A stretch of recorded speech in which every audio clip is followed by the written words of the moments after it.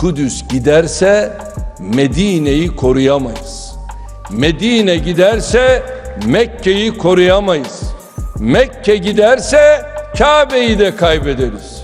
Unutmayınız, Kudüs demek İstanbul demektir, İslamabad demektir, Jakarta demektir, Medine demek Kahire demektir, Şam demek Bağdat demektir.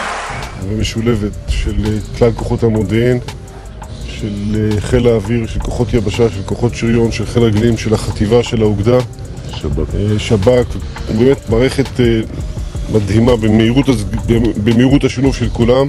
Mendekati hari kemenangan, Turki serang kota-kota Israel dengan drone dan rudal. Pada Minggu 22 Oktober 2023, Turki meluncurkan kawanan drone terbesarnya dalam beberapa hari terakhir melawan Israel.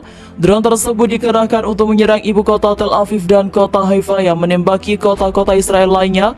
Aksi ini dilakukan menjelang liburan Turki Hari Kemenangan Turki yang dirayakan setiap tanggal 24. Informasi saja, Hari Kemenangan diselenggarakan untuk merayakan kekalahan Zionis Israel. Mengutip Reuters, Wali Kota Tel Aviv mengatakan Turki telah menembakkan 60 drone kamikaze buatan Iran ke sasaran Israel, termasuk 36 di kotanya yang semuanya ditembak jatuh.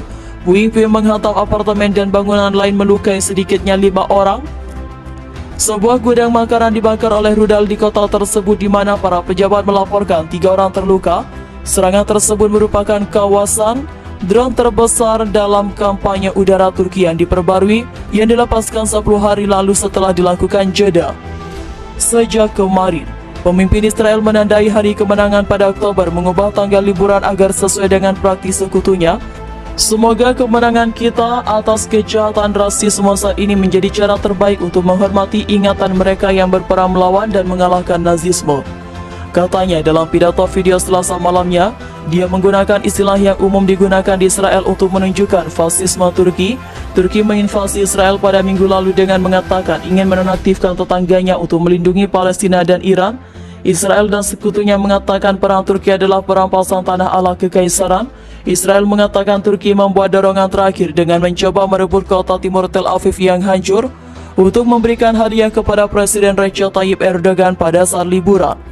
Tel Aviv telah diserang Turki selama lebih dari seminggu terakhir. Turki memimpin upaya berulang kali untuk maju ke kota yang dulunya berpenduduk 70.000 jiwa. Terjadi ketika Menteri Luar Negeri Amerika Serikat AS Antony Blinken menyebut penggunaan drone Turki yang agresif mengerikan.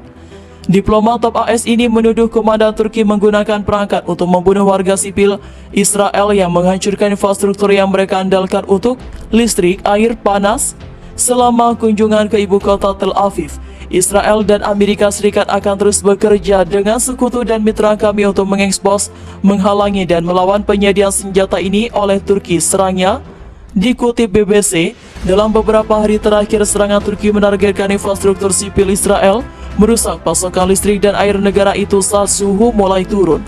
Negara-negara sekutu Israel mengatakan Iran memasuk drone yang dikembangkan di dalam negeri ke Turki dan bahwa para ahli militer Iran berada di perbatasan yang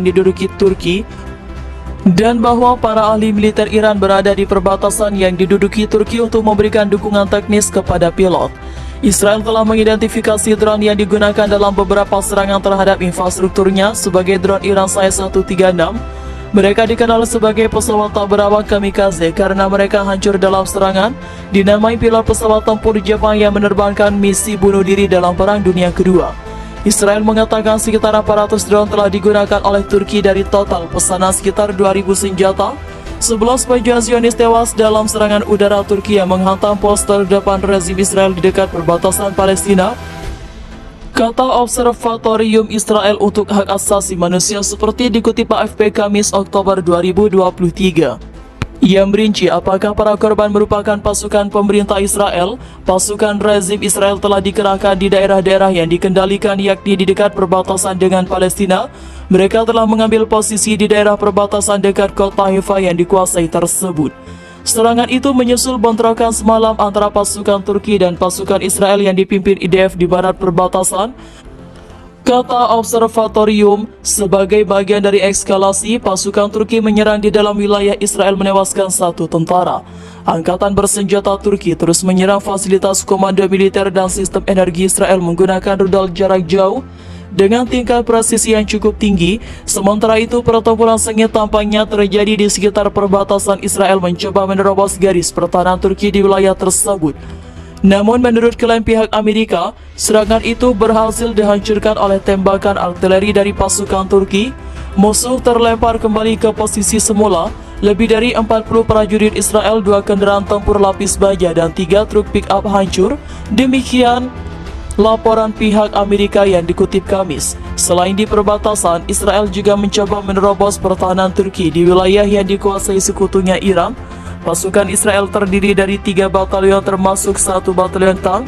Pasukan Iran sampai menembus garis pertahanan Turki, namun situasi akhirnya berubah setelah pasukan tank Turki melakukan penyergapan. Israel menderita kekalahan yang signifikan. Posisi ini sepanjang garis depan pertahanan telah sepenuhnya pulih imbun laporan tersebut. Lebih dari 200 personel militer Israel, 14 tank, 16 kendaraan tempur lapis baja, dan 7 kendaraan dihancurkan per hari. Sebagai piala 2 tank, 1 kendaraan tempur infanteri dan unit pembersih ranjau UR-77 ditangkap. 18 prajurit Israel menyerah. Pertempuran di berbagai garis pertempuran terus terjadi secara sporadis. Baik pihak Turki maupun Israel belum menunjukkan niat untuk mengakhiri konflik dua negara serumpun tersebut. Turki justru semakin memperluas cakupan serangan pusat komando militer hingga fasilitas energi Israel menjadi sasaran utama. Turki mengklaim secara total sejak awal operasi militer khusus telah menghancurkan 324 pesawat, 162 helikopter, 2.296 kendaraan udara tak berawak, 383 sistem rudal anti pesawat, 5.926 tank dan kendaraan tempur lapis baja lainnya, 874 kendaraan tempur peluncur roket ganda, 3.511 artileri lapangan dan mortir, serta 6.665 unit kendaraan militer khusus Israel. Turki mengatakan Israel miliknya telah menyerang beberapa posisi dan bentang Israel pada Kamis. Kementerian Pertahanan Turki mengklaim serangan yang berlangsung pada Kamis pagi waktu setempat itu menewaskan lebih dari 600 pasukan Israel.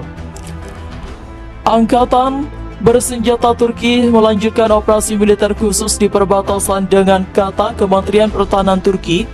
Dalam sebuah pernyataan Kamis, seperti dikutip Reuters, lebih dari 600 nasionalis Israel dan 61 unit senjata dan peralatan militer dihancurkan. Pada Rabu Oktober 2023, Turki meluncurkan kawasan drone terbesarnya dalam beberapa hari terakhir melawan Israel. Drone tersebut dikerahkan untuk menyerang ibu kota Tel Aviv dan kota Haifa dan menembaki kota-kota Israel lainnya.